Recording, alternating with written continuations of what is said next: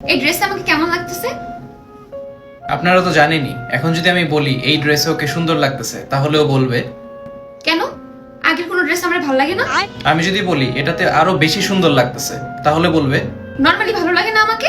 আমি যদি বলি এই কালারে আরো বেশি সুন্দর লাগতেছে তাহলে বলবে। বাকি কালারে সুন্দর লাগে না আমাকে? আমি যদি বলি একদম পারফেক্ট লাগতেছে, অন পয়েন্ট, তাও সে বলবে।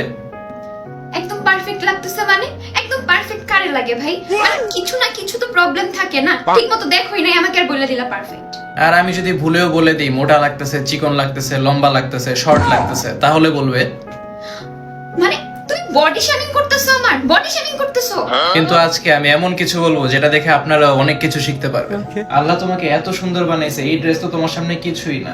তুমি পারলে এমন ড্রেস নিয়ে আসো যেটা তোমার সৌন্দর্যের সাথে ম্যাচ হয়। এই ড্রেস তোমার সামনে কিচ্ছু না। হইছে, আমি ড্রেস আর বদনাম শুনবো না। এটা আমার আম্মু আমারে গিফট করছে, এত আদর করে আমাকে গিফট করছে, আর এই ড্রেস হলো তুমি বদনাম করলা। गजब बेइज्जती है। গাইস, আমার পক্ষে সম্ভব না।